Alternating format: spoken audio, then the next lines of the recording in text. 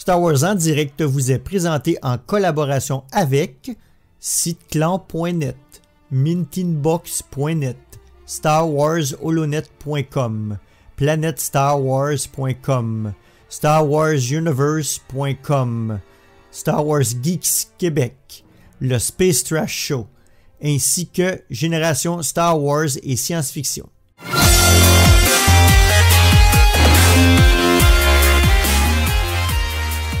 Bienvenue à Star Wars en direct, la voix du fandom Star Wars, pour cette émission Clone Wars. Aujourd'hui, on continue notre retour vers le passé en traitant les épisodes de la série The Clone Wars que nous n'avions pas chroniqués à l'époque de leur sortie. Et aujourd'hui, on va s'intéresser aux épisodes 17 à 20 de la saison 5. Donc, je suis Loïc et ce soir, je suis avec Faye. Bonsoir Faye. Bonsoir et bonsoir à tous les auditeurs. Ou peut-être bonjour, suivant l'heure où vous écoutez. Et David. Bonsoir David, ou bonjour David, suivant l'heure à laquelle vous nous écouterez. Bonjour, comme on dit.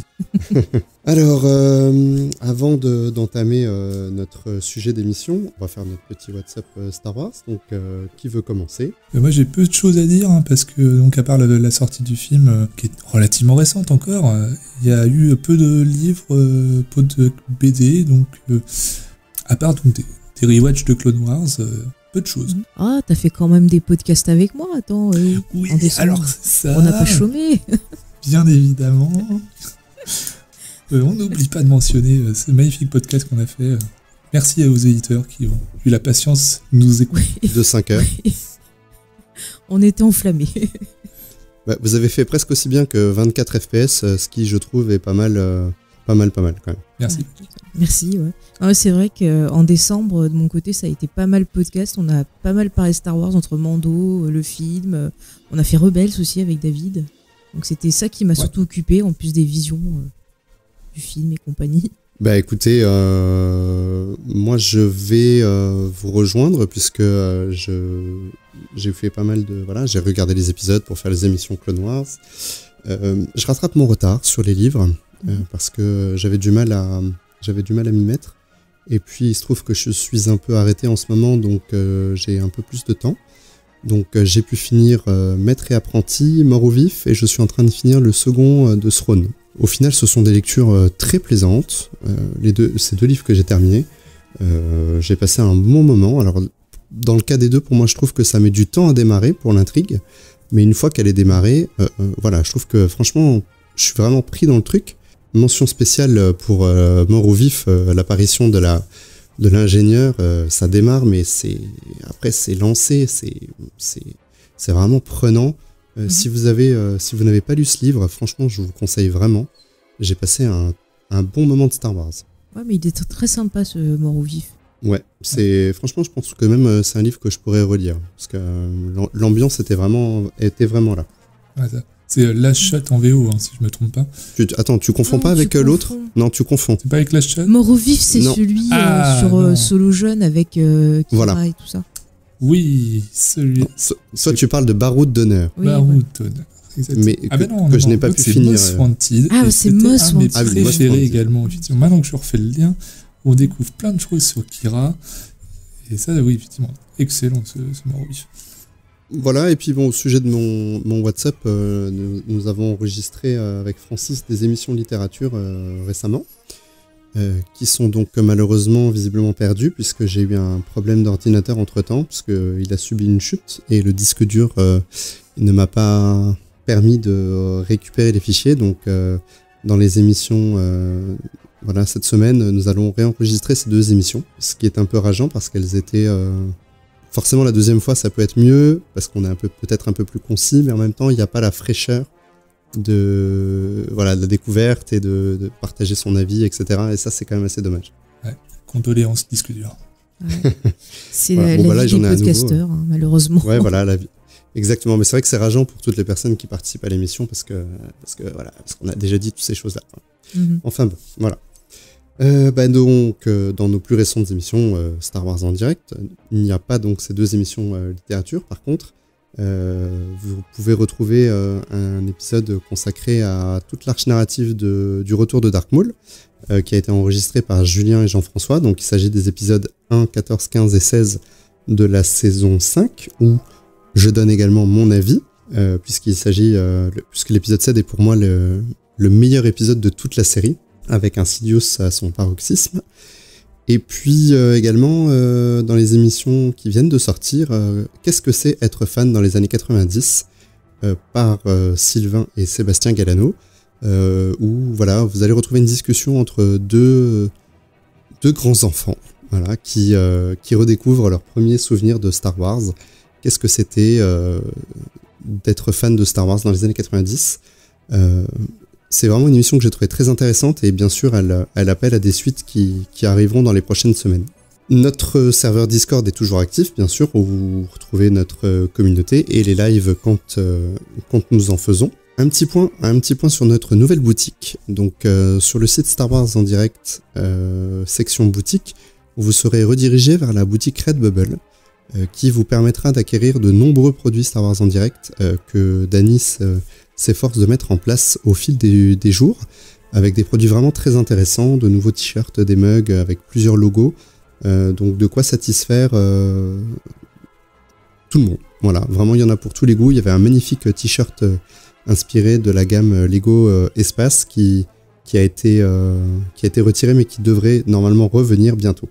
J'espère qu'il va revenir parce que celui-là je suis totalement fan, je veux en acheter un. Bah, voilà, allez-y régulièrement, Dany met à jour, on parle de mugs, on parle de choses, voilà, il y a, vous pouvez acheter des coussins Star Wars en direct, de la décoration, voilà, c'est vraiment, on est passé à une autre étape pour cette boutique. On remercie tout de suite nos partenaires que sont siteclan.net, mintinbox.net, starwarsholonet.com, starwarsuniverse.com, planetstarwars.com, Star Wars Geeks Québec, le Space Trash Show et Génération Star Wars et Science-Fiction. Et les copains, on passe en hyperespace. Oh crap! Prepare to jump into hyperspace on my mark. All right, stand by.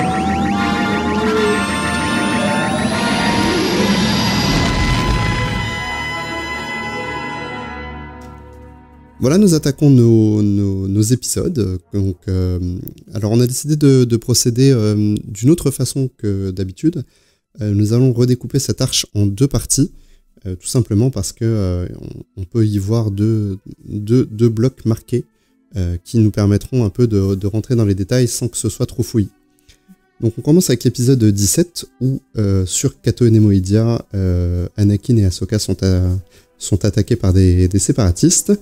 Donc voilà, on va avoir une petite ressucée de l'épisode 3 et puis ils seront vite rappelés à Coruscant puisqu'un attentat vient d'être perpétré au temple Jedi, tuant de nombreux clones et quelques chevaliers Jedi qui se trouvaient par là.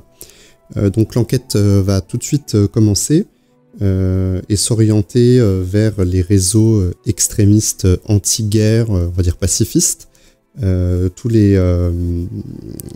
Donc Ahsoka et Anakin mènent leur enquête qui va les amener à arrêter un suspect. Le deuxième épisode, on va suivre en fait l'interrogatoire de ce suspect qui va malheureusement mourir et donc Ahsoka sera tout de suite accusée du meurtre puisque effectivement elle se trouvait dans la cellule au moment où la personne a été tuée, et il se trouve que cette personne a été tuée grâce à la Force, ce qui a été enregistré par les caméras de sécurité. Donc s'ensuit tout de suite une course-poursuite un peu à travers la prison, puis à travers les rues de Coruscant, où Ahsoka va tenter de s'enfuir, puisqu'elle sent bien que il va être difficile de plaider sa cause, malgré le fait qu'Anakin essaye de la convaincre de rester et de défendre sa cause. Voilà. Donc il y a beaucoup de choses à dire sur ces deux épisodes. Je vais vous laisser attaquer tous les deux, puisque je viens de faire le résumé pour ces deux épisodes. Déjà, moi j'ai beaucoup aimé ces deux épisodes, je les trouve très intéressants parce que ça montre beaucoup de facettes. Déjà, on va voir un peu que Palpatine il commence à bien marcher avec ses manigances parce qu'on a les gens qui sont de plus en plus méfiants envers les Jedi et l'attentat le révèle très bien. Parce qu'au lieu que les gens soient choqués en disant « Mon Dieu, les Jedi sont attaqués », ils sont méfiants envers les Jedi. Donc on voit qu'il y a quelque chose qui est en train de se passer et qu'on peut mettre de suite en relation avec les événements de l'épisode 3. Donc je trouve que c'est plutôt vraiment bien écrit. C'est vraiment fait par petites touches. On voit également aussi au niveau d'Ahsoka, en fait, son évolution par rapport à son caractère, à ses croyances, qui va se modifier au fur et à mesure de ces épisodes. Et pareil, c'est super bien écrit. On voit en fait le début d'une émancipation pour le personnage. Et il y a plein d'aspects dramatiques. Et pareil, ça va conduire à des choses qui vont avoir un lien pour moi énorme avec l'épisode 3, qui limite complète des choses qui nous manquaient.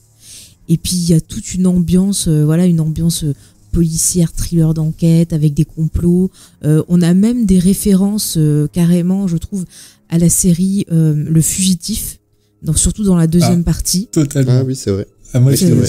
je l'avais noté aussi. Je trouvais que c'est tellement la scène iconique du Fugitif. C'est ça, la scène de fin où justement elle est au bord d'un précipice pour sauter, puis elle se fait rattraper donc par Anakin dans cette discussion, puis à la fin elle saute.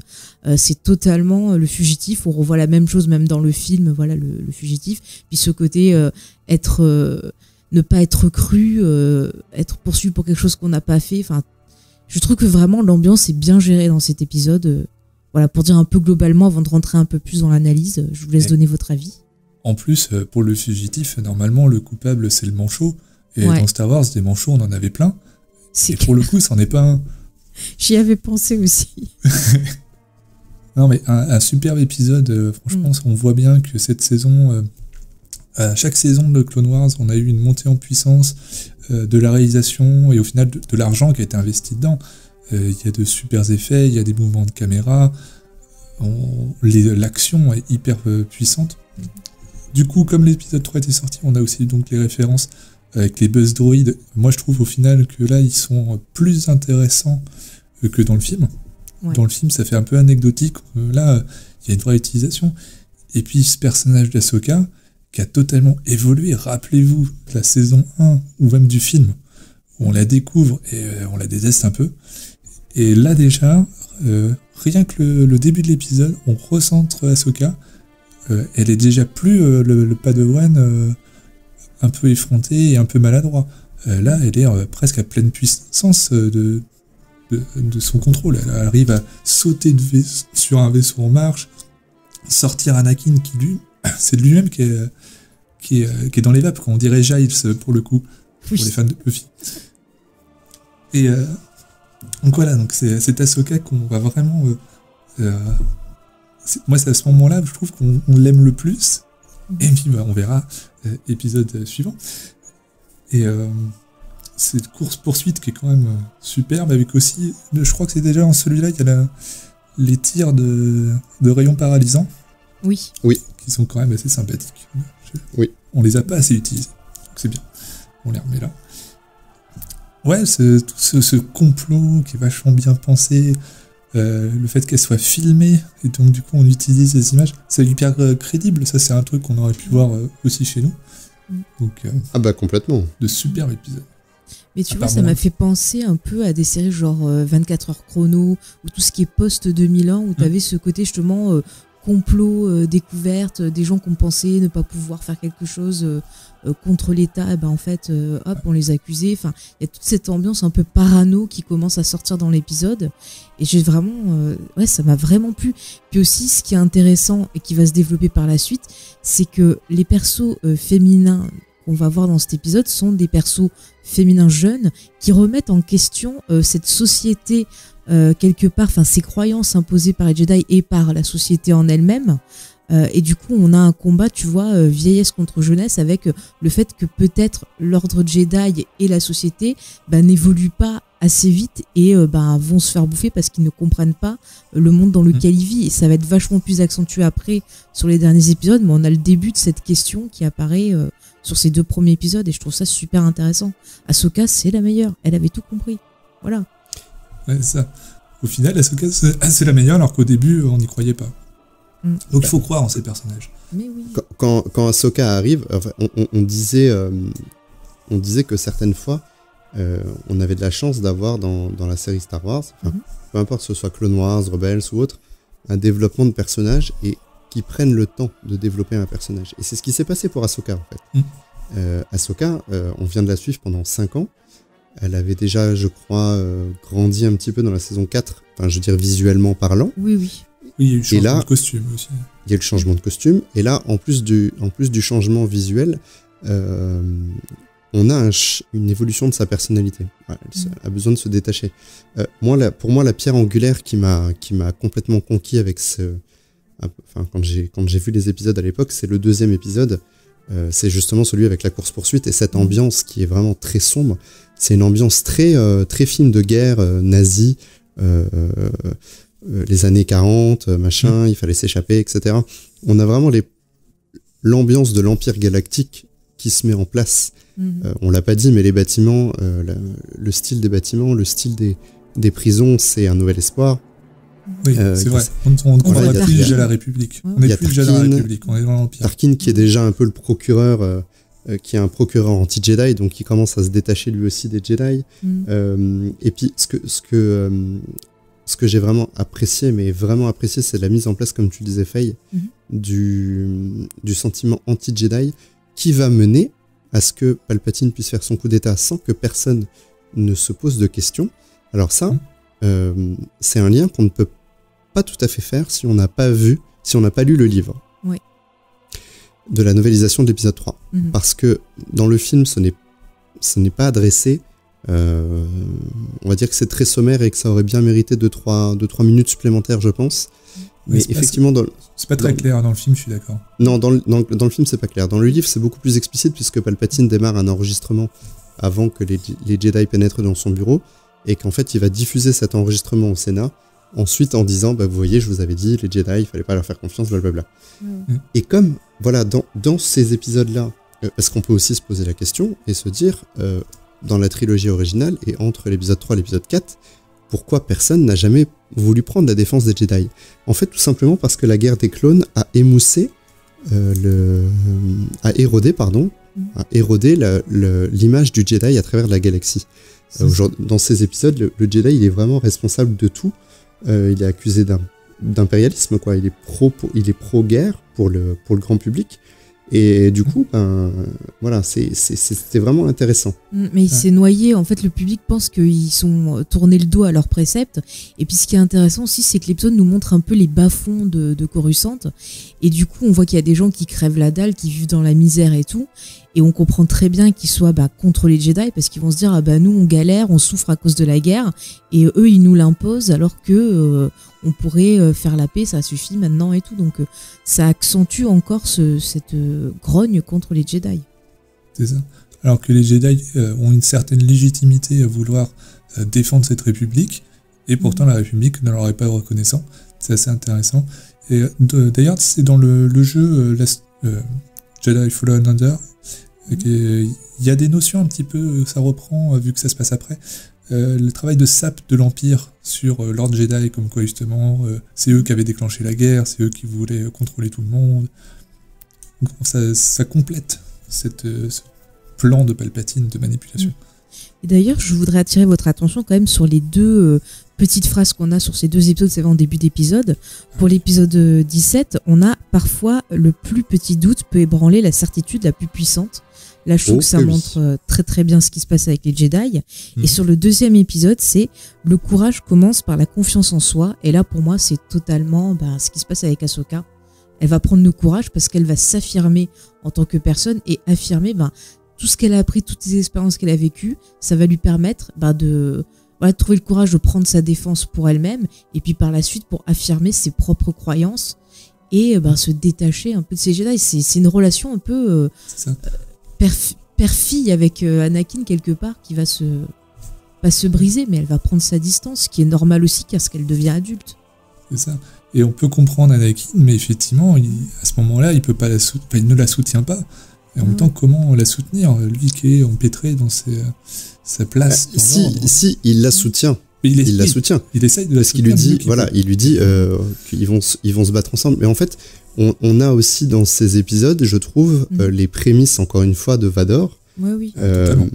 Voilà, on sent que quand il est attaché à un personnage, il sombre. Alors, j'ai noté qu'il y avait la marche impériale qui, quand les clones refusent de le laisser passer, il s'énerve, il serre le poing, et il y a la marche impériale qui est là. Oui, il y a des notes en tout cas. Oui. Voilà, quand il s'enfuit et qu'il court après Ahsoka, il demande aux clones d'utiliser les rayons paralysants pour la prendre vivante. Alors ça, c'était la référence ultime à Un Nouvel Espoir. Oui. Et ça, c'était génial.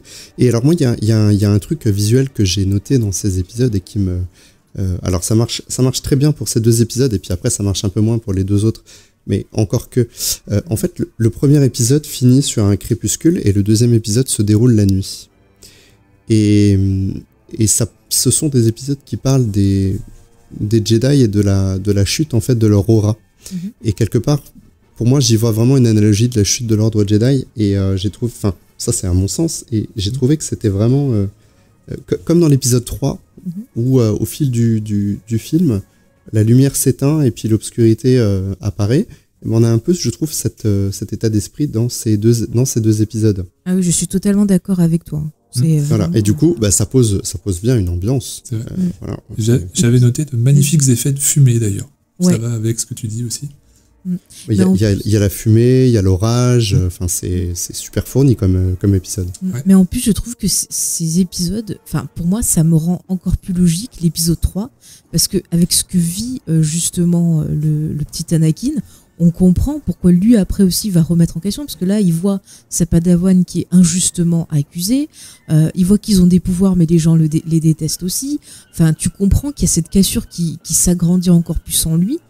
Et bon, ce qui va se passer sur la fin, ça, on en reparlera après. Mais pour moi, ça me rend logique ce qui se passe dans l'épisode 3 et ça me comble les trous qui me manquent dans le film, en fait. Et du coup, je comprends mieux son attitude. Il y a ce côté, je trouve, on rajoute une goutte d'eau dans son basculement.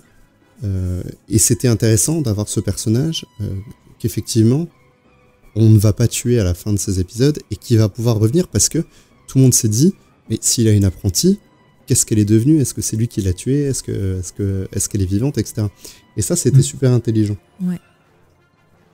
Et alors, je voulais rajouter un truc parce que le 2e épisode commence aussi d'une manière très très sombre avec l'enterrement des Jedi. Avec, on sent que même au sein des Jedi, la foi dans l'ordre Jedi disparaît, parce que là, on a des mots assez durs de la part de Barry Sophie. Ouais. Après il y a Tarkin qui intervient, enfin c'est vraiment, on sent que là les Jedi, c'est le crépuscule des Jedi, ils ont plus de soutien, et puis va falloir grosso modo, s'ils n'avaient pas été tués, il fallait qu'ils rament pour redorer leur blason, quoi. Ouais, mais c'est ça. Puis, on sent le doute qui se met dans tous. Enfin, il y en a, je pense qu'il doit pas y avoir qu'Anakin qui peut basculer, ou d'autres, enfin peut-être qu'il y a eu d'autres personnes qui ont basculé aussi un peu plus tard, on peut se poser la question. Ils en parlent puisqu'ils disent que Krell a basculé du côté obscur. Ah bah oui, c'est vrai. Ils font référence à Krell d'ailleurs, c'est vrai. Je l'avais oublié. Ils parlent de Dooku et de Krell, donc ils mettent vraiment Krell comme un adepte du côté obscur. Mais Krell du coup qui n'est pas mort. Oui, qui est en prison. Qui est en prison, voilà. Ouais. Effectivement. C'est-à-dire qu'on pourrait imaginer que Krell soit devenu un inquisiteur plus tard. Oui, j'aimerais bien que du coup ce personnage qui était quand même assez intéressant puisse être réutilisé, parce que sincèrement je pense qu'il y a de quoi faire avec lui. Comme j'avais imaginé que Darth Maul serait on va dire le maître des inquisiteurs, alors que pas du tout. Mais effectivement on pourrait dans l'Inquisitorius rajouter ce genre de personnage. Ouais, ça serait intéressant. Alors moi je me souviens à l'époque, donc quand ces épisodes sont sortis, donc il fallait attendre, enfin moi je ne suis pas anglophone au point de pouvoir suivre des choses sans les sous-titres, donc il fallait que j'attende la sortie des épisodes avec les sous-titres. Et il se trouve que la saison 5, les délais de traduction et de sous-titrage des épisodes étaient très très très longs. Et c'est la première fois de ma vie où j'ai regardé des épisodes en VO sans les sous-titres, parce que l'intérêt était... J'étais tellement en fait tenu en haleine, parce qu'on avait les épisodes ne sont pas sortis en même temps, un par semaine, et j'ai été tellement tenu en haleine par cet épisode 2, parce que le premier commence de manière classique, comme l'épisode de Clone Wars traditionnel, mais la fin de l'épisode 2, les 2 épisodes d'après, je les ai vus en VO pour vraiment me dire, je ne pouvais pas attendre 2 semaines supplémentaires que le sous-titrage soit fait, parce que j'étais dedans et j'avais envie de savoir. Et je trouve que pour un dessin animé qui est quand même peut-être pas que consacré aux enfants, mais qui est en grande partie quand même destiné aux enfants, c'est un sacré tour de force d'avoir réussi à maintenir une ambiance et une haleine sur 4 épisodes. C'est déjà arrivé dans la série, mais je trouve que là, c'est vraiment le point le plus fort qu'ils aient réussi à atteindre à ce niveau-là. Et je Ouais, crois c'est qu'ils vrai. ils ont bien pris le temps de leurs 5 ans. Leur public a évolué, celui qui avait commencé à 10 ans. Là, il en a 15. Il demande autre chose et on peut lui adresser autre chose. Oui, tout à fait, Et exactement. c'est parfait. Et ça, c'est très très intelligent. Pareil, au début de la série, on pouvait reprocher, un peu comme à Rebels, d'avoir une série un peu vide sur ces épisodes-là, sur les 4, parce qu'on va parler ensuite des bas-fonds de Coruscant. Là, c'est hyper rempli. C'est ça. Il y en a dans tous les coins, dans tous les sens, des textures. Oh, les Shock Troopers. Enfin, moi, j'étais tellement content de voir des escadrons de Shock Troopers complets. Enfin, c'était génial, quoi. Oh, mais il est Ça. super impressionnant. Enfin, ces épisodes sont super impressionnants. L'action, bah voilà, c'est top. On l'a dit, la mise en scène aussi. Et puis c'est vrai qu'il faut qu'on aille vers quelque chose de plus en plus sombre, puisqu'on se rapproche bientôt de cette fin de guerre, on pense. Donc forcément, on sait nous sur quoi ça débouche. Ils pouvaient pas garder le même ton que en début de série. C'était pas possible. Moi, je me souviens quand le trailer était sorti à l'époque, avec la fin de la saison, que je pensais, et j'étais sans doute pas le seul, que ces épisodes allaient se dérouler pendant l'Ordre 66. Mhm. Ça, c'était mon ressenti. Parce que justement, l'ambiance était tellement sombre que je m'étais dit, ouais, c'est pas possible, c'est l'Ordre 66, quoi. Mhm. Et en fait, pas du tout. Non, pas encore. Pas encore. Pas Mais du encore. coup, il faudrait savoir combien de temps avant l'Ordre 66 ça se passe. Techniquement, il doit se passer quelques mois, parce qu'entre la saison 5 et la saison 7, elle a quand même pas mal grandi, donc il doit bien se passer 1 an et demi. Ouais. Ah ouais, donc on se rapproche. Mm. C'est compliqué maintenant les chronologies à faire clairement. Ouais, c'est compliqué. Par contre, c'est vrai qu'elle a l'air un petit peu d'avoir échangé dans les trailers de l'épisode 7 qu'on en avait pu en voir. Alors après, ils ont peut-être aussi, vu qu'ils avaient fait le design de Rebelle, ils ont remixé un peu les deux pour faire quelque chose qui passe plus mix entre Clone Wars et Rebels. Donc, un rétro-pédalage dans le système. Mais après, les saisons suivantes auraient potentiellement rattrapé. Donc là, sur le 7, il y a des chances qu'il se passe plus ou moins pendant l'Ordre 66. Oui, c'est dans les rumeurs, du coup, Dans les rumeurs, voilà. ouais. On est d'accord que c'est pas évident de replacer un âge éventuel. Après, encore une fois, on sait pas comment grandissent les Togruta. Oui. On peut tout à fait imaginer que les aliens n'ont pas la même croissance que les humains. Oui, bah, c'est possible. Hein. Et ben écoutez, on va enchaîner sur la deuxième partie donc de cette histoire, puisque maintenant Ahsoka s'est enfuie à la fin de ce deuxième épisode, direction les bas-fonds de Coruscant pour échapper aux clones. Alors j'allais dire à l'Ordre 66 justement, tiens, voilà, pour échapper aux clones. L'Ordre 65. Et redorer son image. Donc elle va en fait tout simplement chercher de l'aide auprès de personnes de confiance. Donc elle va contacter notamment Barry Sophie. Puis elle va se retrouver face à face à Ventress, qui n'est plus une apprentie Sith, qui n'est plus que chasseuse de primes à ce moment-là. Et puis en fait, contre toute attente, Ventress va l'aider. Parce que conformément à la petite phrase Faye que tu mentionnais, parfois le plus petit doute peut ébranler la certitude, ben, ça peut marcher dans les deux sens. Mhm. Donc elle va finir par aider Ventress, et puis malheureusement elle va se faire rattraper par les escouades de Jedi de Plo Koon, qui sera envoyée par le Conseil comme elle était sa protégée, et elle va être donc mise en détention. Et le dernier épisode concernera donc son procès. Son procès est une espèce de cour martiale, puisqu'elle elle ne sera pas jugée en tant que Jedi, elle est renvoyée de l'ordre Jedi, elle sera jugée en tant que commandant militaire. Et voilà, nous allons suivre donc tout son procès, et puis le dénouement du procès, le véritable coupable, qui a commis ce meurtre, qui avec la force a renié les principes de l'ordre pour ôter la vie à une personne, certes pas innocente, mais qui n'avait pas eu droit à son procès. Et puis on va voir les conséquences de ça sur Ahsoka. Et puis pas innocente, ça se défend, parce que en même temps, moi dans ce complot, on va dire, j'aurais bien savoir un petit peu votre idée sur qu'est-ce que Palpatine a manigancé à l'intérieur. Parce que Barry Sophie, apparemment, parce que bon, C'était Barry Sophie. Un jour. Bon, c'était Oui. gros comme une maison. Oui, c'est Voilà, c'est gros comme- Barry Sophie l'assassin. C'était plutôt bien amené d'ailleurs, moi je trouve. Dans les premiers épisodes, on n'a pas forcément de quelque chose qui nous montre que ça va être elle. Ah bah Ah non, on si, s'y dès attend la pas. scène du, Si. Alors, dès la non. scène de Ah bah. l'enterrement, moi je m'en suis douté. Hein. La Oui, scène- mais parce que voilà. t'es Alors, en fait, habitué à voir des séries et tout. Mais Oui, bon. c'est pas. Ah non, moi je l'avais pas vu venir. Ah ouais, Voilà. moi, c'était gros comme une maison, j'ai trouvé. Et après, en revoyant les épisodes, Mhm. effectivement, quand elle émet ses doutes dans le premier épisode, effectivement, ça fait tilter.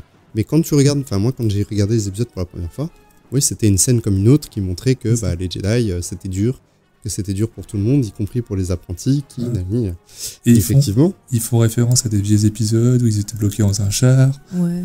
Donc voilà, il y a quand même tout un passif avec Barry Sophie. On n'est pas Oui, en oui, droit tout à de fait. penser Donc, qu'elle peut switcher. Mais après, je pense Exactement. aussi que je m'en doutais parce que j'aimais pas le perso, justement. Depuis la première fois que je l'ai vu, je me suis dit, elle, je la sens pas. Non, mais il y a des fois Bah, comme pour- ça, j'ai des impressions. Bon, des fois, je me gourre. parce que pour moi, quand je me souviens de l'épisode 2, et de tous les bouquins qu'il y avait autour de l'épisode 2 et tout ça, jamais de la vie j'imaginais ce personnage se transformer en Jedi. Là où, par exemple, dans l'arche narrative avec Krell, Oui, dès le début, on sent que ce mec-là, c'est un bâtard, c'est ça. et qu'effectivement, il y a peu de chances qu'il bascule pas.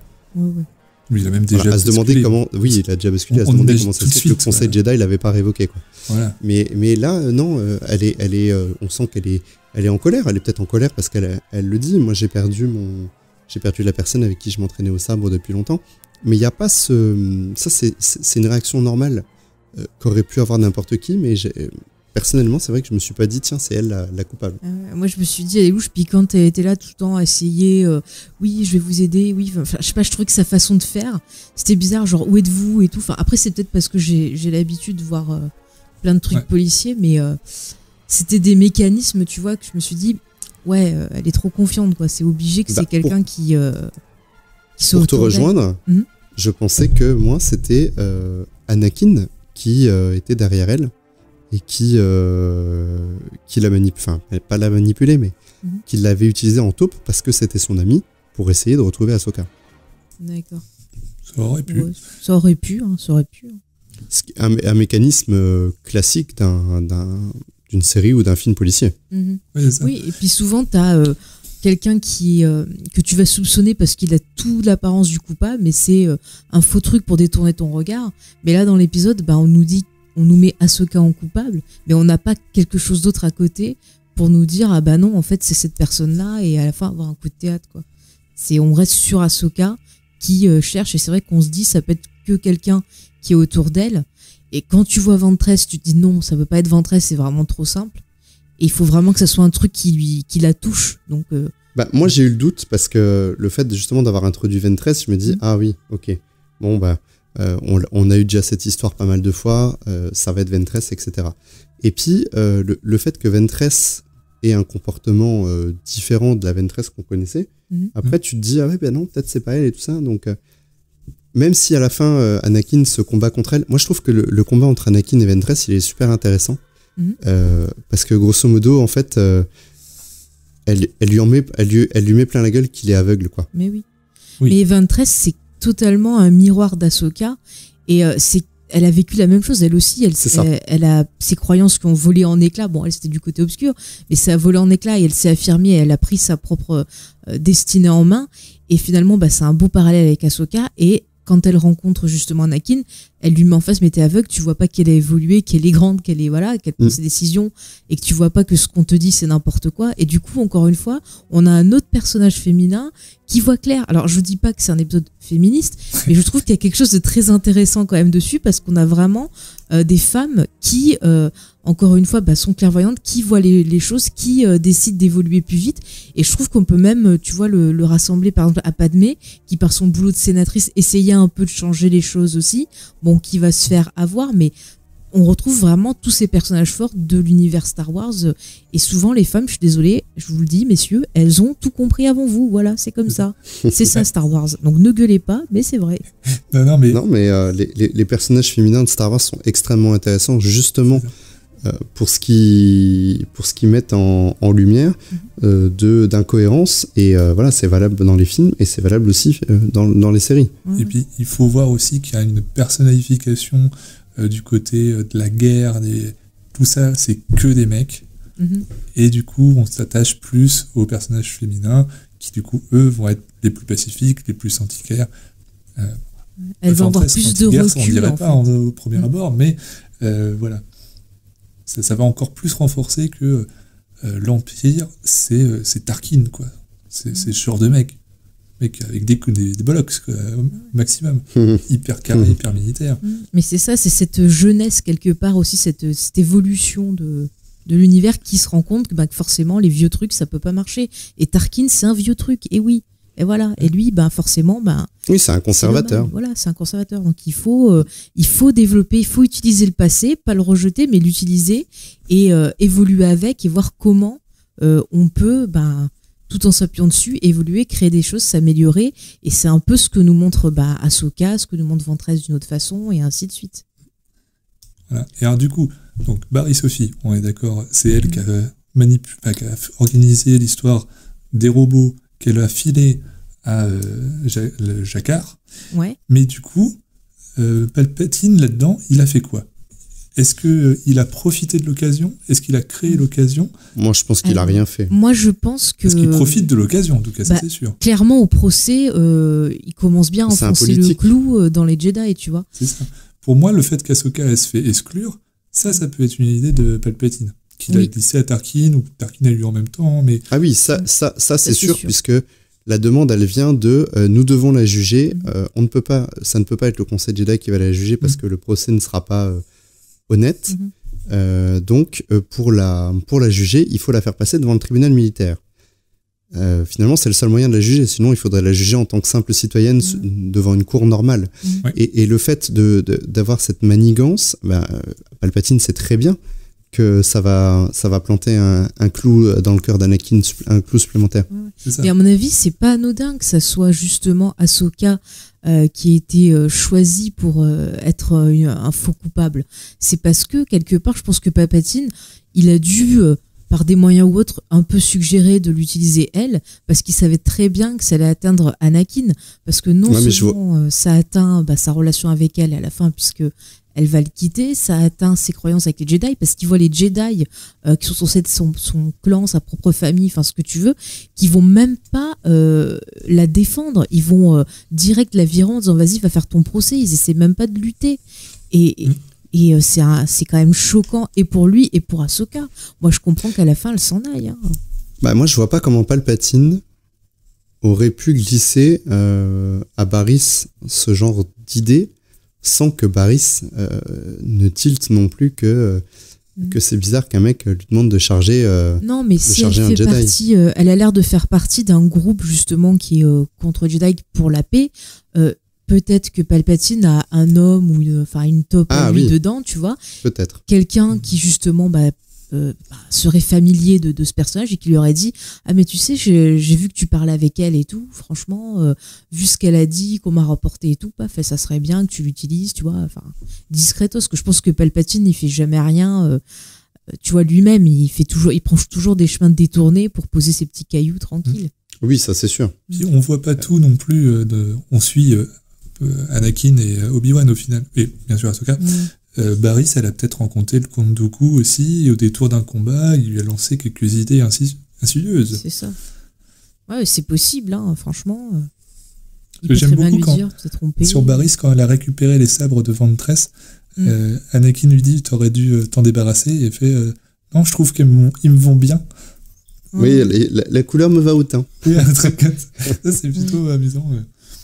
Ouais, du coup, tu vois, ça pourrait très bien être genre elle-même qui veut justement retourner avec, changer de côté, peut-être être apprentie de Dooku, ou, tu vois, on peut imaginer pas mal de choses. Et on l'a pas dit, mais donc en fait, elle a quand même on va dire un semblant de procès au sein de l'ordre Jedi, là où il décide de la destituer. C'est pas juste un passage devant le conseil, mais j'ai trouvé que l'ambiance lumineuse dans cette scène faisait ressortir les Jedi comme étant des personnages inquiétants.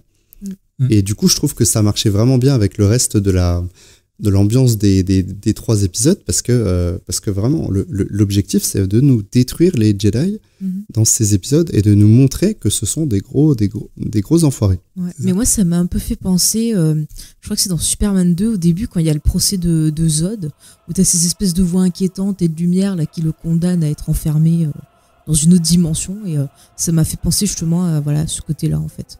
Vraiment très inquiétant avec ces voix là au-dessus. T'as l'impression que c'est des fantômes. Ils l'écoutent même pas.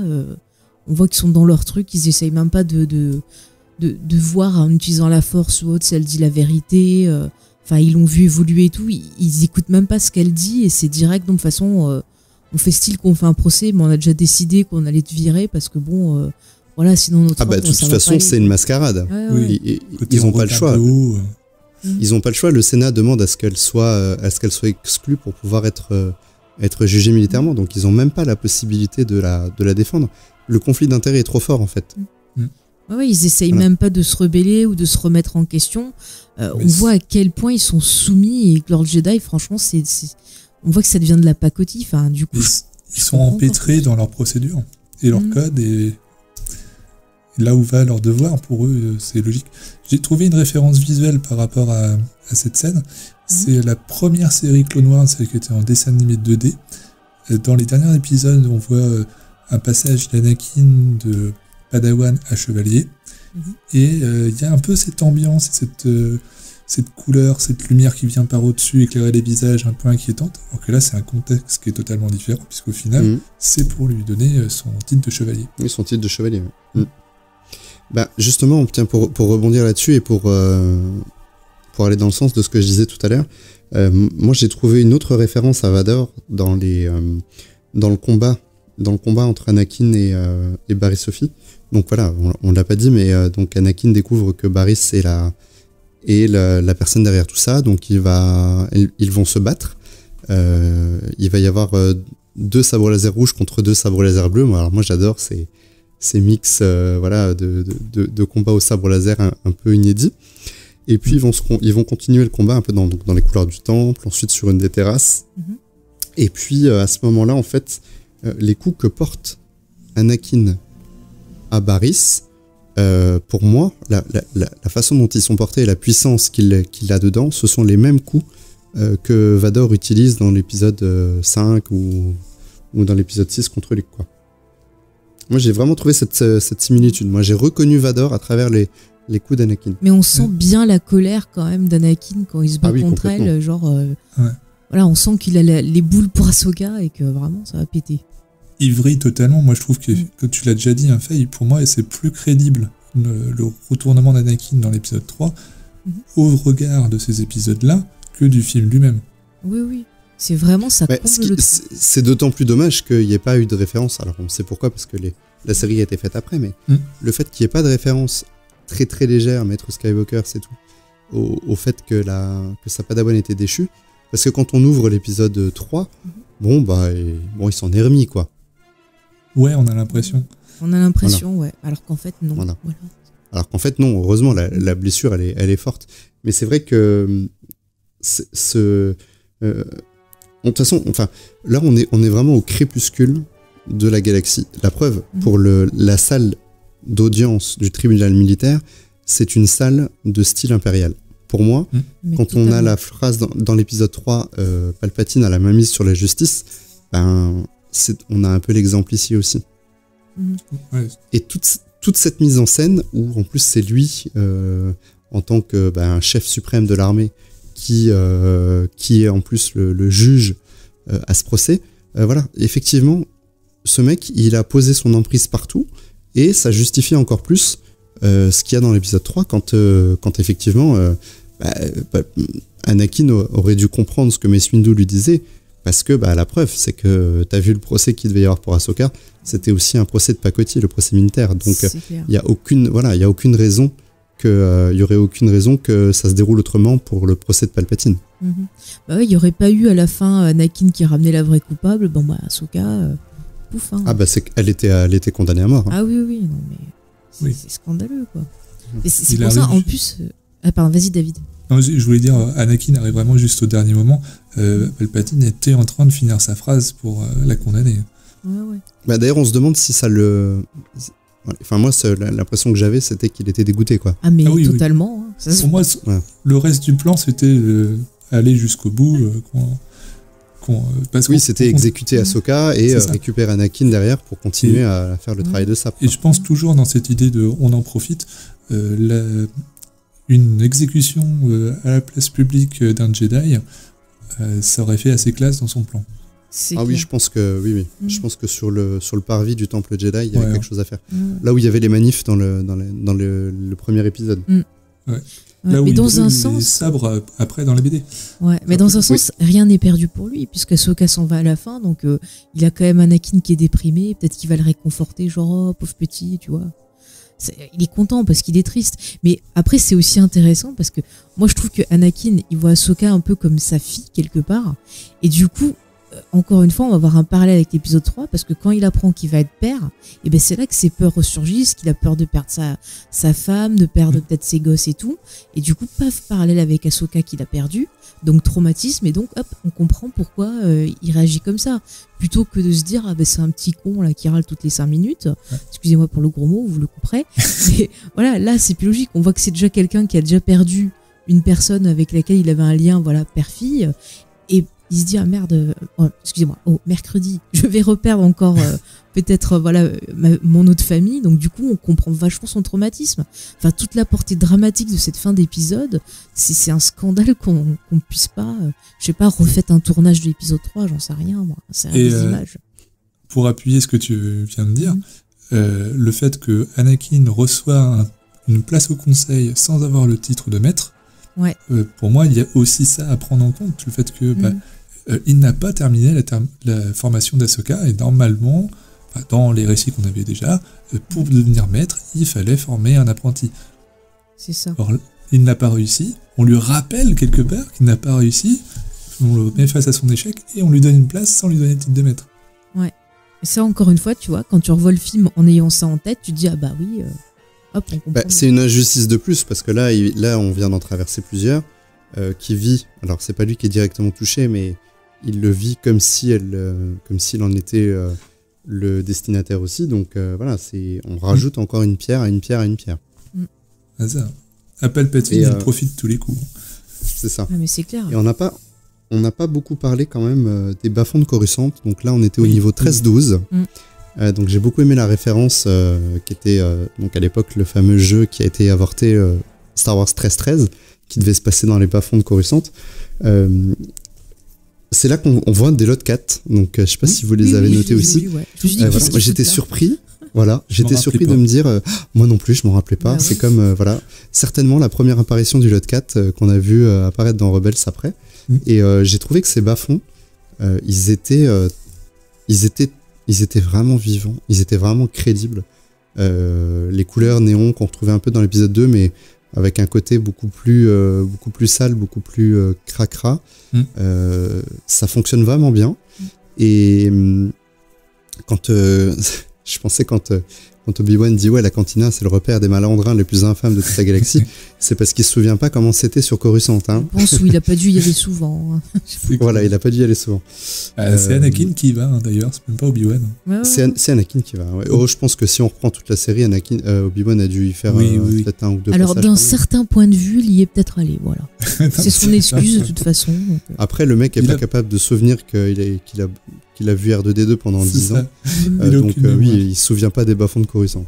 Écoute, la vieillesse. Hein. Voilà. Ton père voulait vraiment... que je te le donne. Oui. C'est ça. Je trouvais que voilà, c'était finir en apothéose, parce que bon, on se rappelle qu'à l'époque, la saison 6 ne devait pas sortir. La saison 5, je trouve visuellement, avec alors à la fois avec l'ambiance, avec le côté impérial qui prend de l'ampleur, avec la façon dont les rues sont remplies, dont ça grouille de monde, de droïdes. Voilà, je trouve que la série elle atteint son apothéose à ce moment-là. Ouais, C'est impressionnant visuellement, Ouais. c'est dramatique, c'est fort. Enfin, t'as plein de références dans les décors. T'as un côté un peu art déco par moment. T'as un côté Bauhaus pour rester dans le côté un peu architecture. Tu vois un peu ce que tu pourrais voir par exemple dans Metropolis. Il y a des fois j'ai noté, tu vois, j'ai des exemples. Ça m'a fait penser à Metropolis de Fritz Lang, avec vraiment ce côté, tu vois, le bas peuple. Avec au-dessus les autres qui sont bien tranquilles et puis les autres qui vivent dans la crasse et la misère. Enfin, t'as vraiment plein de références et c'est super impressionnant. Et c'était courageux, je trouve, de finir la série sur une note aussi sombre au final. Bah, en fait, alors comme tu le disais David, le fait qu'effectivement le public cible ayant grandi, mais mine de rien, ils auraient pu décider de ne pas se renouveler pour ne toucher qu'un public d'enfants, et ils ont décidé de ne pas le faire et de faire grandir la série avec leur public. Mais je reviens juste sur un point, tu dis que c'est la fin de la série, mais faut imaginer que quand eux ils l'ont produit, ils ne devaient pas penser que c'était la fin, puisqu'ils avaient déjà en tête la saison 6, 7, peut-être même 8, et donc du coup c'est plutôt un bon choix stratégique ou un euro hasard, on ne sait pas trop, qu'on finit sur cette note. Moi je trouve que ça aurait été une super fin, effectivement. Ils nous ont dit plein de fois que c'était pas leur bonne fin, mais c'était... pour nous, à l'époque, c'était la fin. Moi, je me souviens quand le dernier épisode finit et qu'on voit Ahsoka quitter le temple et marcher vers les rues de Coruscant, j'étais scotché. Je me dis, waouh, cette série finit comme ça. Mais c'est incroyable. C'est ça. Et ça colle quand même bien avec l'épisode 3, quelque part. Ah oui, oui. Parce que s'ils n'avaient pas traité ce problème d'Ahsoka, c'est comme ça, qui n'était pas présente dans l'épisode 3 et même pas référencée, là, au moins, cette fin-là, c'est une fin relativement ouverte, mais ça nous permet d'imaginer assez bien ce qui s'est passé. Ouais, et puis t'as vu, regarde, on a réussi quand même à pouvoir relier les deux, donc ça prouve que ils ont quand même bien fait leur boulot. Ils ont pas juste mis un perso comme ça pour l'utiliser, le jeter, et qu'au final, on n'est pas d'incidence par la suite. Nous, on a réussi quand même à voir que ça complétait l'épisode 3 et qu'ils ont quand même réussi à relier, donc c'est vraiment un bel exercice qu'ils ont fait. C'est d'autant plus dur, pour moi, à mon sens, c'est d'autant plus dur de relier Ahsoka sur la durée de la série à l'épisode 3, sachant qu'il n'y a aucune référence à elle dans l'épisode 3. Ouais.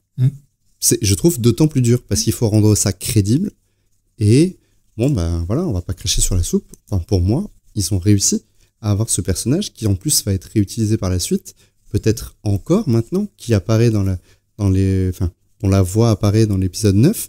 Enfin, je trouve que on a vraiment une construction. La chance, Ahsoka, c'est un des personnages les plus riches de tout l'univers Star Wars.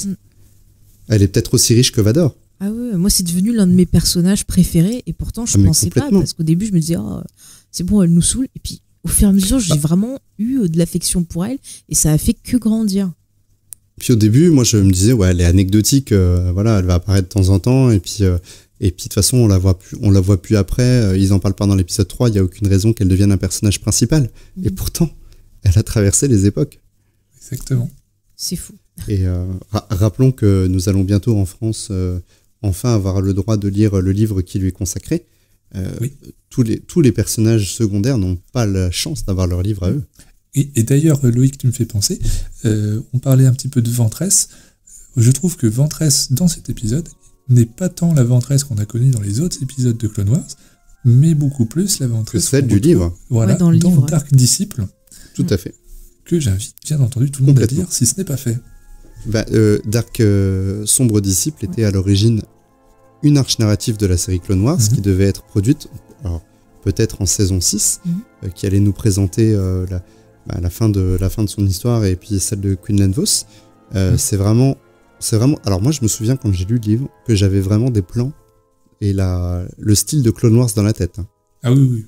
Ah, mais quand j'ai lu le livre, moi j'avais des images de Clone Wars, donc ça marche vraiment super bien. Si vous aimez Clone Wars et que vous aimez Ventress, il faut aller lire ce bouquin.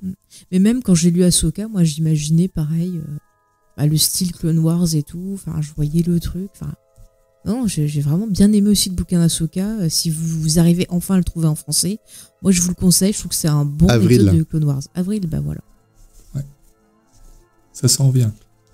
Et je crois, David, que tu voulais faire un petit point sur la VF. Oui, c'est ça. En fait, donc sur la saison 5 et la saison 6, on a le droit à beaucoup de changements dans la version française. Je n'ai pas vérifié pour la version québécoise. Et du coup, beaucoup de gens ont râlé et on se demandait pourquoi autant de changements, parce que vraiment tout le monde change. Alors pour certains, ça passe à peu près, et pour d'autres, on est complètement un peu à côté. C'est-à-dire, Yoda, tout le monde est capable de faire une imitation de Yoda, quelque part, et là, je sais pas si on lui a même pas demandé de pas faire une imitation, parce que du coup, on est quand même très loin. Et donc, cette explication, d'après ce que j'ai pu comprendre, eh bien, c'est dû au final au rachat de Disney qui a mis fin à la série, puisque la saison 5, autant avait été produite pour les Américains et en cours de diffusion, était sur Cartoon Network, chaîne de Warner. Or, le rachat par Disney concurrent de Warner, les sociétés de doublage ont des contrats d'exclusivité, et donc c'était Dubbing Brothers pour la France qui assurait le doublage en reprenant les voix du cast original du film, pour la plupart. Donc du coup, on avait, nous, cette continuité dans les films que les Américains eux-mêmes n'ont pas. Tout à fait. Et là, on a donc un cast complètement différent par la société Technicolor, qui du coup s'est assuré de ce qui passait. Et en plus, comme derrière, il n'y a pas eu vraiment de diffusion française, puisque ils ont un peu arrêté aussi. La saison 6, c'est arrivé que sur Netflix. Du coup, voilà, ils ont fait quelque chose. Bon, c'est bien qu'il y ait une version française qui existe. Mais ce qui est étrange, excuse-moi David de te couper, c'est que il y a certaines voix qui sont toujours les bonnes voix. Certaines semblent être les bonnes. Par exemple, Palpatine. Voilà, Palpatine, c'est sa voix française. Après, ça dépend le type de contrat qu'ils ont. Si le comédien de doublage a un contrat exclusif avec tel... Ah bien sûr. Tu vois, oui, on peut imaginer que pour les personnages principaux, Anakin et Obi-Wan, c'est plus des contrats d'exclusivité que pour les personnages secondaires.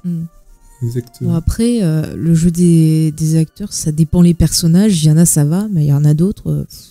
Surtout Yoda, c'est Yoda que je trouve le plus choquant. Obi-Wan, mais des fois, il parle pas à l'envers, des fois. Des fois, il va parler à l'envers. Et des fois, voilà, c'est... Oui, en fait, c'est ça qui est... c'est souvent, d'ailleurs, mais c'est valable aussi dans les comics. Le phrasé type Yoda implique que des fois, les phrases courtes, notamment, soient placées à l'endroit et que toutes les phrases ne soient pas, ou toutes les tournures de phrases avec, s'il y a des virgules avec une phrase composée, ne soient pas inversées. Et ça, il y a beaucoup de, on va dire, pas de doubleurs, mais de traducteurs, voilà, qui ne l'ont pas complètement assimilé. Après, attention, c'est difficile. Il faut être vraiment fan de Star Wars pour pouvoir se passer les phrases avec la voix dans la tête pour savoir si la voix fait cohérente par rapport à ce qu'on a déjà entendu du personnage. C'est ça. Mais moi, ce qui me dérange, il y a 2 points en fait qui me choquent par rapport à ça. Parce que nous, on est des gros fans de Star Wars, on le sait. Mais normalement, ils doivent le savoir qu'il y a des gros fans de Star Wars qui regardent. Il y a certaines phrases dans cet épisode qui font référence directe à des phrases déjà dites dans les films. Et qui ne se vont pas exactement dit pareil. Alors là, je me pose la question. Écoute, dans l'épisode 9, Palpatine reprononce une phrase de l'épisode 3, et en français, la traduction n'est pas la même que celle de l'épisode 3. Ce que je l'ai pas vu en français. Que je trouve dommage. Donc, moi, j'ai eu du mal avec la VF de l'épisode 9. J'étais bien contente de l'avoir revue en anglais, parce que la VF, c'était... Ouais, ça, c'est vraiment dommage. Et bon, encore, ça, c'est un problème de traduction. Et puis, Lucille Gaillot, qu'on salue, nous avait dit que dans les traductions de livres, de temps en temps, il fallait ne pas reprendre les mêmes phrases. Mais il y a quand même... Alors, c'est plus dans les prochains épisodes qu'on va faire, mais bon, quand on fait le point VF maintenant, il y a des mots de noms de personnes qui sont prononcés n'importe comment. On parle de Dagobah, on parle du chancelier Velerum. Il y a des noms de personnages et des noms de villes. Tarkin, je crois qu'ils disent pas Tarkin, ils doivent dire Tarkin, je crois. À un moment, je crois qu'ils disent Tarkin. Oui. C'est quand même fou, c'est juste prononcé dans les films. Donc la personne qui dirige, il réécoute un coup les films, il récupère comment on dit les noms, et il leur dit correctement. C'est quand même incroyable que personne ne se corrige sur ce point-là. Mais ils ont pas avec tout l'amour que j'ai pour les VF, et je salue tout le travail qu'ils peuvent faire, mais sur les noms de planètes et les noms de personnages, quand même, je suis... Je me disais, quand ils reçoivent le fichier, justement, les noms de planètes et tout, ils ont pas des trucs en phonétique à côté, justement, pour aider à la prononciation. Ils ont la VO, normalement, à chaque fois. Bah oui, ils ont la VO, normalement. Et alors, ils écoutent, quand ils font des doublages, ils écoutent la VO pour entendre la prononciation de certains mots et entendre les intonations et le côté jeu de la personne en VO, et Mhm. ensuite il en rejoue. Surtout quand c'est de l'animation, où du coup, lire les intentions de l'acteur est un petit peu plus compliqué, vu que c'est une animation. Donc il capte pas mal sur la VO, de ce que j'en ai compris. D'accord. Je suis pas un grand spécialiste du doublage non plus, hein. Ça m'intéresse, mais... Donc, Bah écoute, c'était cette petite explication qui était passionnante. Moi, j'adore le doublage. C'est quelque chose que j'aurais aimé faire si j'avais travaillé ça il y a longtemps. Mais voilà, moi, tout ce qui est autour du doublage, c'est quelque chose que j'adore. Voilà, donc cette anecdote, j'en suis très très friand. Non, mais c'est Donc, j'espère intéressant, que- franchement. Voilà. En plus, souvent, t'as les doubleurs, enfin, ils se donnent vachement et tout dans leur rôle. Et c'est vrai que ce qui fait que des fois on aime moins une VF, ça va être plus dans la traduction et dans le souci que le traducteur aura mis à essayer d'adapter les répliques, plus que dans le jeu, parce que je trouve que quand même, les comédiens de doublage, ils essayent de faire leur maximum. C'est pas facile d'avoir une interprétation quand tu as pas la gestuelle, quand que tu dois juste utiliser que ta voix. C'est pas facile comme exercice. Et je trouve que en France, on se débrouille pas mal pour avoir vu, tu vois, des programmes doublés dans d'autres langues. T'as des fois genre tout ce qui est synchro labial et tout, c'est pas du tout respecté. Le jeu, c'est pas du tout. Ils font rien du tout limite des fois. Donc je trouve qu'en France, On peut prendre l'exemple des telenovelas, par exemple. les telenovelas, ça c'est très rigolo ça. c'est ça. Et en France, on a des vrais comédiens de doublage. C'est comme ça qu'ils veulent qu'on les appelle. Ouais. Je comprends tout à fait la signification. Alors que dans d'autres... Alors- moi, j'ai des images, quand même, juste pour dire... vous voyez bien les voice-overs qu'on voit dans les reportages ou les Ouais. trucs de un peu basse qualité. Il y a des Où films il parle comme ça. où il parle comme ça. Mais il parle par-dessus. T'as la voix d'origine. Et puis après, t'as une Ah personne oui. qui parle par-dessus. Et ben, Oui. moi, j'ai tombé sur des films doublés en russe ou en polonais Mhm. où ils faisaient ça sur le film. Oui, tout le film, c'est comme ça. Ouais, Oui, c'est Parce que moi, j'avais vu ça sur la soupe aux choux. Ça devait être fantastique. C'était extraordinaire. Il y avait on la VF. a une très grande Oui, chance c'est- en France d'avoir, comme tu l'as dit, des comédiens de doublage et un très grand soin qui est porté aux traductions et au doublage. Mais quand même, moi je voudrais quand même apporter un bémol, Mhm.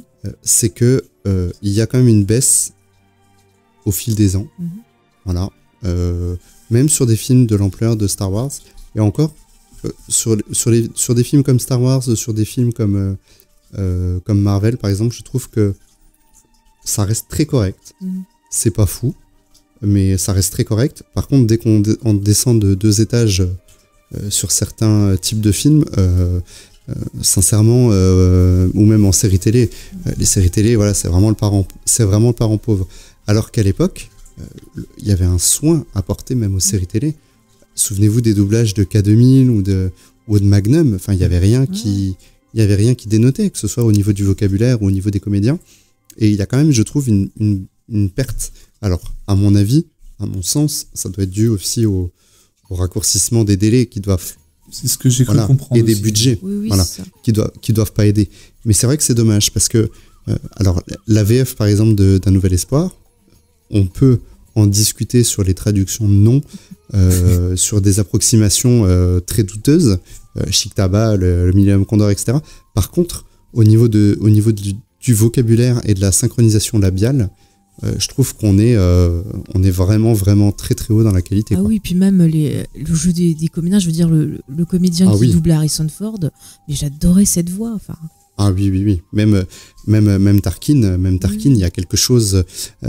Tu sens le personnage, il a joué le personnage machiavélique à fond, à outrance, quoi. Voilà. Tout est bien traité. Alors après, si on parle de Georges Aminel sur épisode 5 et épisode 6, ouais, pour moi, il est inégalable en français. Mais voilà. bon, on a de la chance encore, on n'a pas eu des doublages style comme on a eu sur Amazon. Je sais pas si vous avez vu là, les trucs doublés avec leur application là. Je sais plus comment ça Avec s'appelle. Alexia. Ah ouais, oui, avec c'est horrible, Alexa. ça. Je suis tombée sur Mon des Dieu. extraits de films, mais j'ai halluciné. J'ai regardé aussi. Alors, pour moi, c'est plus un exercice technique qui est passé à travers du filtre, plus qu'autre chose. C'est pas une volonté de faire ça plus tard.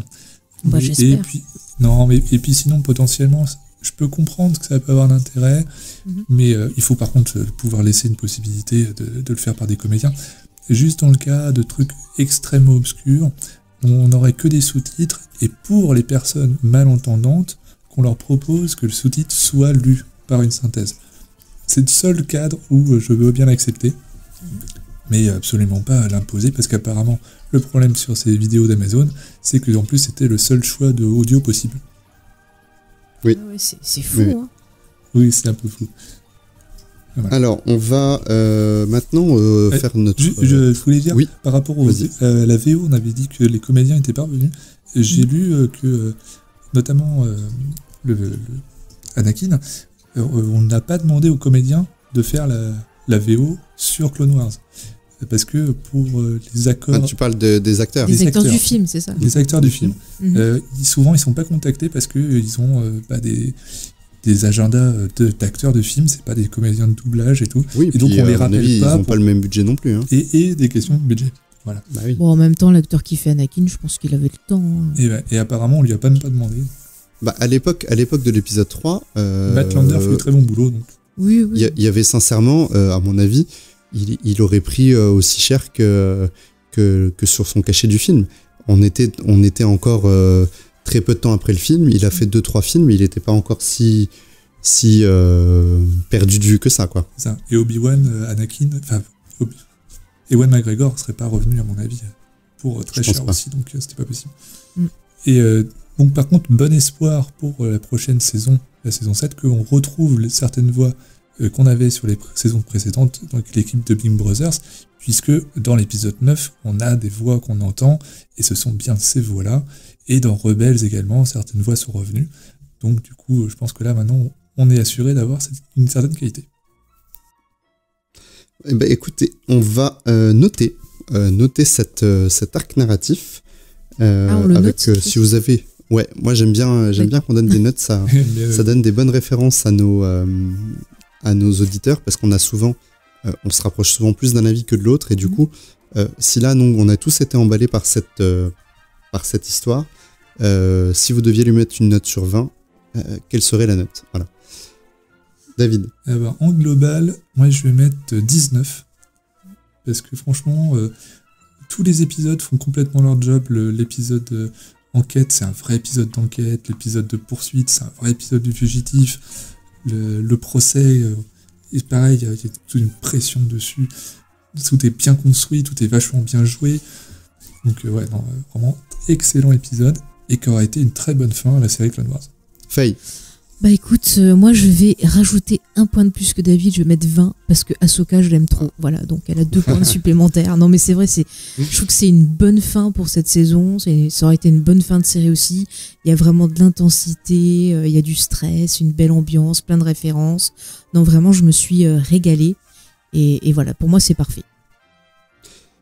Et quant à moi, je vais être un tout petit peu moins généreux parce que je vais mettre la note de 18 sur 20. C'est vraiment une série d'épisodes. En fait, j'ai retrouvé dans ces épisodes ce que j'avais aimé dans l'épisode 3, c'est-à-dire le rapprochement entre les designs prélogie, enfin le design et l'ambiance prélogie vers une ambiance et des designs de trilogie originale.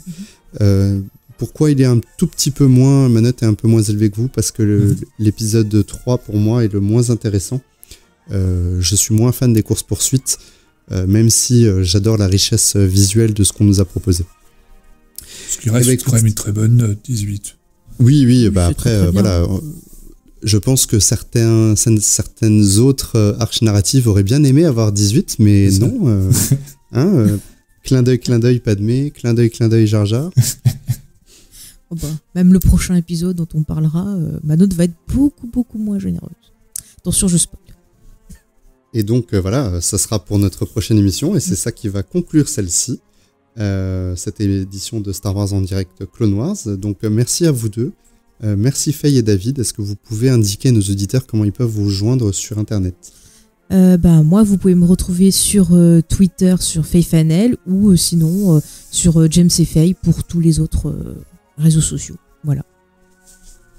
Et moi sur Facebook et Twitter, David pour Star Wars en direct, et bien entendu aussi le Discord. N'hésitez pas à me taguer dans le nom pour que je vous renvoie le message au cas où dans Discord. Quant à moi, Discord également, qui sera ma principale façon d'interagir avec vous, et également bien sûr dans les commentaires de Facebook. Et pour nous rejoindre, pour vous réagir sur ces sujets, pour commenter, pour discuter, hormis le Discord, vous pouvez toujours nous envoyer un mail, studio@swandirect.com, ou Facebook, Twitter, Instagram, YouTube, ce ne sont pas les réseaux sociaux qui vont nous manquer.